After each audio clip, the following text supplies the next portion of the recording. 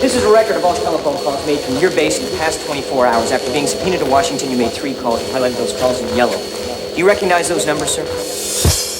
I called Colonel Fitzhughes in Quantico, Virginia. I wanted to let him know that I would be in town.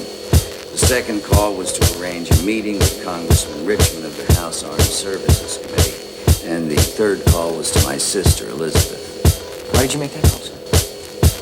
I thought you might like to have dinner tonight.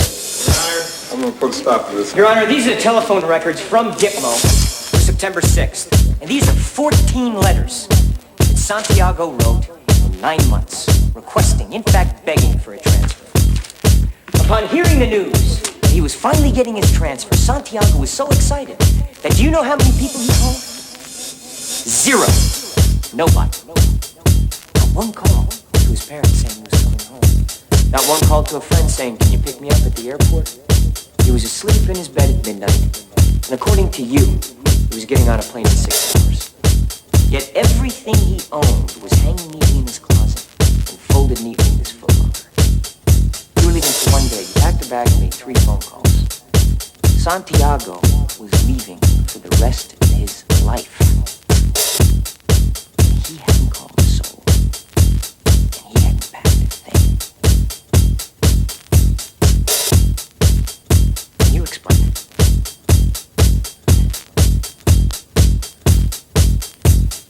The fact is, there was no transfer order. Santiago wasn't going anywhere. Isn't that right, Colonel? Objection, Your Honor. It's obvious that Lieutenant Caffey's intention this afternoon is to smear a high-ranking Marine officer in the desperate hope that the mere appearance of impropriety will win a point with the court members. Now, it's my recommendation, sir, that Lieutenant Caffey be reprimanded for his conduct and the witness be excused with the court's deepest apologies.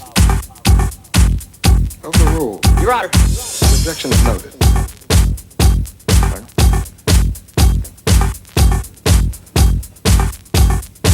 Is this funny, sir? No, it's not. It's tragic. Do you have an answer? Absolutely. The answer is I don't have the first damn clue. Maybe he was an early riser and liked to pack in the morning. And maybe he didn't have any friends. I'm an educated man, but I'm afraid I can't speak intelligently about the travel habits of William Santiago. What I do know is that he was set to leave the base at 0600. Now, are these really the questions that I was called here to answer? Phone calls and footlockers? Please tell me that you have something more, Lieutenant. These 2 Marines are on trial for their lives. Please tell me that their lawyer hasn't pinned their hopes to a phone bill. Do you have any other questions for me, Counselor?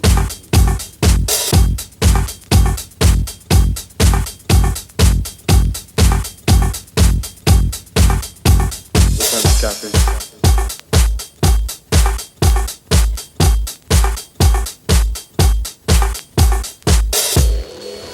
Lieutenant, do you have anything further for this witness?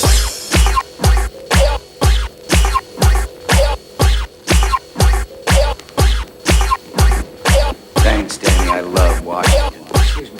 I didn't dismiss you. I beg your pardon? I'm not through with my examination. Sit down.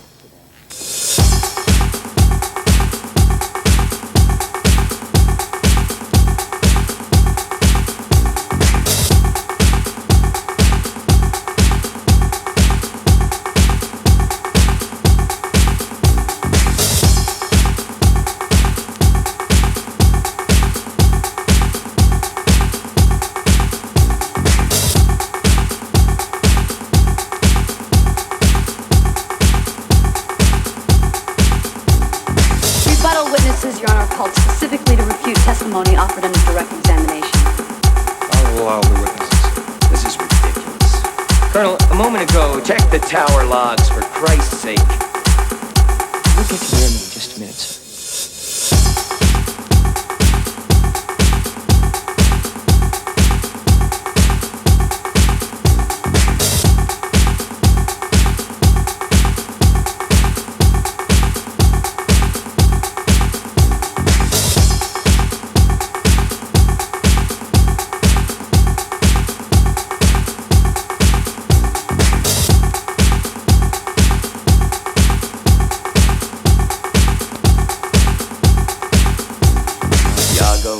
substandard Marine.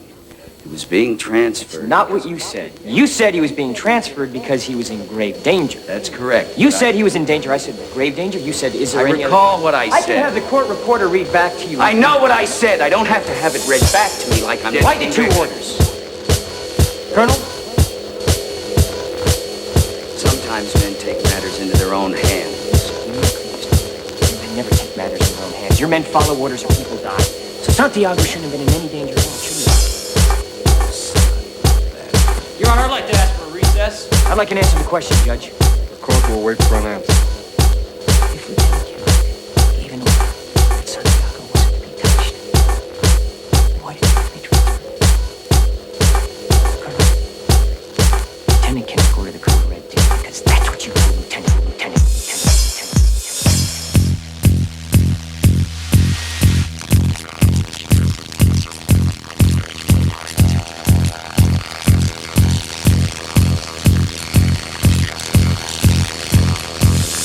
You want answers? I think I'm entitled. You want answers? I want the truth! You can't handle the truth! Son, we live in a world that has walls, and those walls have to be guarded by men with guns. Who's gonna do it? You? You, Lieutenant Weinberg? I have a greater responsibility than you can possibly fathom. You weep for Santiago and you curse the Marines. You have that luxury. You have the luxury of not knowing what I know. That Santiago's death, while tragic, probably saved lives. And my existence, while grotesque and incomprehensible to you, saved lives. You don't want the truth because deep down in places you don't talk about the hardest. You want me on that wall. You need me on that wall. We use words like honor, code, loyalty. We use these words as the backbone of a life spent defending something. You use them as a punchline.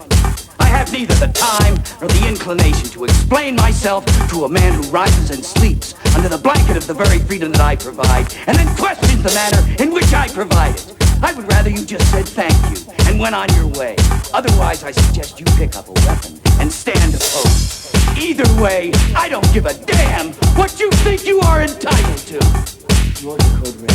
I did the job. Did you order the code red? You're goddamn right I did!